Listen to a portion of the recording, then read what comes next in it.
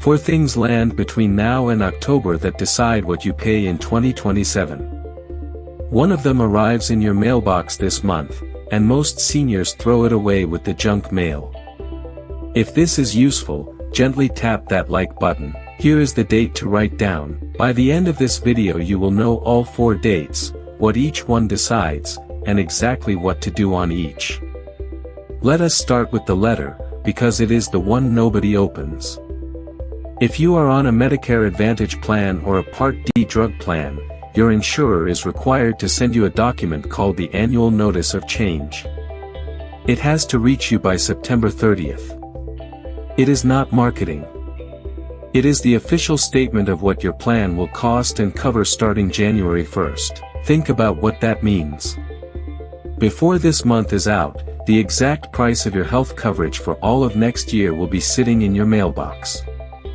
Your premium, your deductible, your co-pays, which drugs are still covered, which doctors are still in network. All of it, in one envelope, months before it takes effect. And it usually arrives in a thick plan packet that looks exactly like advertising, which is why so many of them go straight into the bin. The 4 dates, in order. Number 1. The letter. When it arrives, you do not need to read all 60 pages. There are 4 numbers that matter, and they are in the first few pages, usually in a side-by-side table headed this year and next year. Your monthly premium. Your annual deductible. Your copay for a doctor visit. And your maximum out-of-pocket, which is the ceiling on what you can be made to pay in a year. Compare those 4 lines. That is the whole job, the 4 lines to compare. And there is a 5th thing to check that is not a number at all. The drug list, which the plan calls a formulary. Insurers move drugs between tiers every year, and a medicine that cost you a small copay this year can move up a tier and cost several times more in January. The letter tells you if that is happening to something you take. Nobody will call you about it. It is in the envelope, and only in the envelope. If the letter never comes, that is not a reason to relax. Plans are required to get it to you by the 30th. If October arrives and you have nothing, call the number on the back of your insurance card and ask them to send the annual notice of change. They have to give it to you. And do not accept being told to look online later, because the comparison window is short and it does not wait for you. Number 2. October 1st. On the 1st of October, the official Medicare plan finder loads every plan for the following year, with its real prices, in your own zip code. This matters because your letter only tells you what your current plan is doing. It says nothing about what everyone else is offering. The plan finder is where you find out whether the plan next door is cheaper, and it is free, run by the government, and not a sales site. Here is the part that saves people real money. Enter the drugs you actually take, by name and dose. The tool then prices each plan for your exact prescriptions, not for an average person. 2 plans with the same premium can differ by hundreds of dollars a year once your own medicines are in the calculation.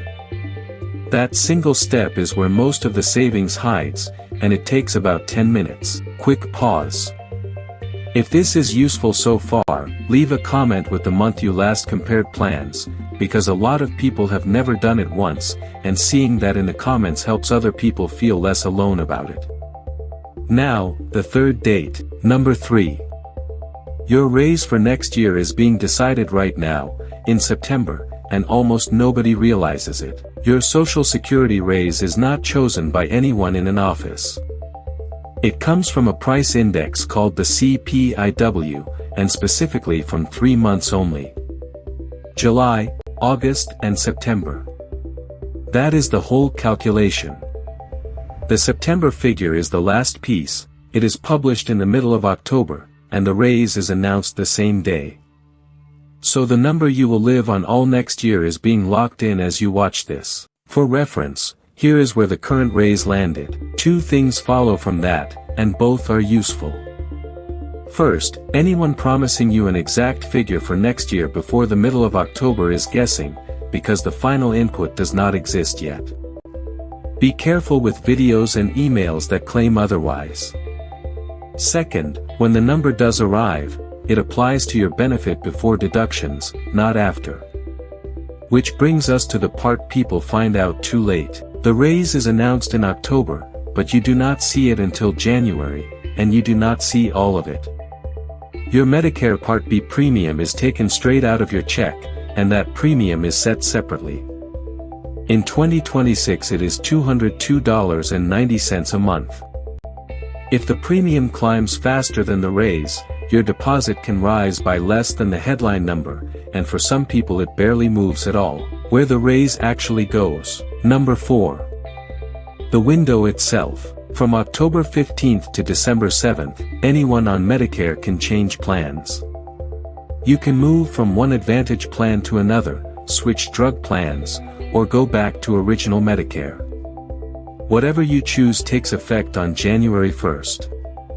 Outside those 8 weeks, most people cannot make that change at all, and there is no appeal for having missed it. It is one of the few deadlines in this system with no second chance. And here is the trap inside the good news. Doing nothing is a decision. If you ignore all of this, you are automatically kept in your current plan at next year's prices, whatever they turn out to be. That is fine if the letter showed nothing changing.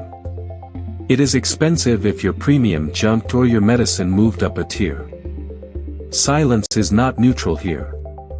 It is consent to the new price. One more date worth knowing, because it catches people who chose Medicare Advantage. There is a second window from January 1st to March 31st, but only for people already in a Medicare Advantage plan, and it lets you make one change.